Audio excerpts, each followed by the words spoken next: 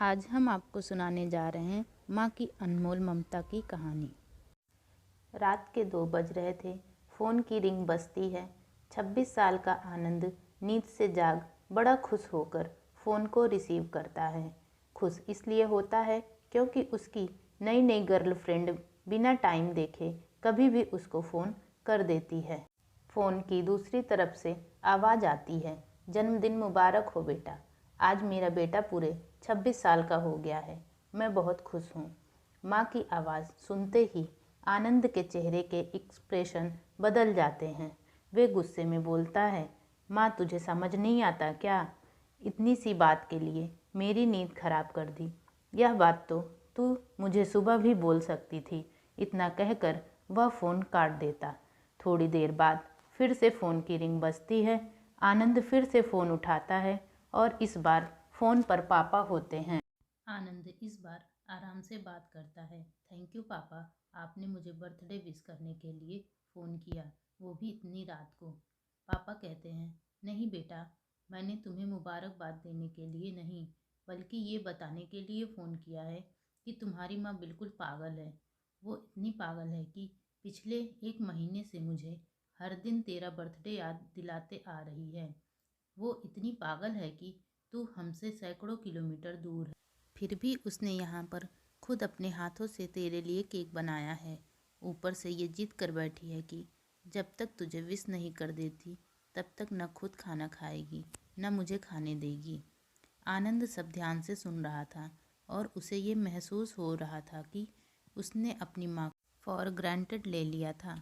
वो बोला, नहीं पापा, माँ बिल्कुल पागल नहीं है।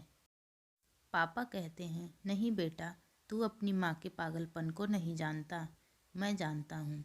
वह तो 26 साल पहले ही पागल हो गई थी जब डॉक्टर ने उसे कहा था, या तो हम बच्चे को बचा सकते हैं या आपको। उसने बिना 1 सेकंड भी सोचे बच्चे को बचाने का फैसला ले लिया और मुझे भी कसम देकर उस फॉर्म पर साइन करने के लिए मना लिया था जिस पर लिखा था कि उसकी ज़िंदगी इस ऑपरेशन से खतरे में है और अगर उसे कुछ होता है तो उसके जिम्मेदार डॉक्टर नहीं होंगे। अब तू ही बता, बिना तुझे देखे जो औरत तेरे लिए मरने को तैयार हो जाए उसे हम पागल नहीं कहेंगे तो क्या कहेंगे? इतना कहकर पापा ने भी फ़ोन रख दिया।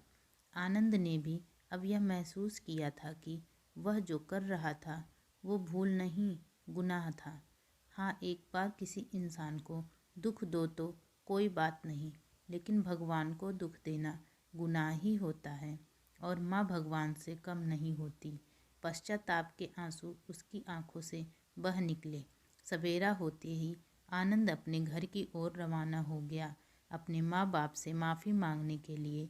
घर पहुँचते ही उसने पहले माँ से माफ़ी मांगी, जिसने उसे गले से लगा लिया। फिर वह अपने पापा से माफ़ी मांगने लगा।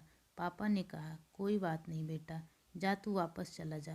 तेरी माँ हमेशा कहती थी कि तू उसे बुढ़ापे में संभालेगा, लेकिन मैं उसे समझा दूंगा।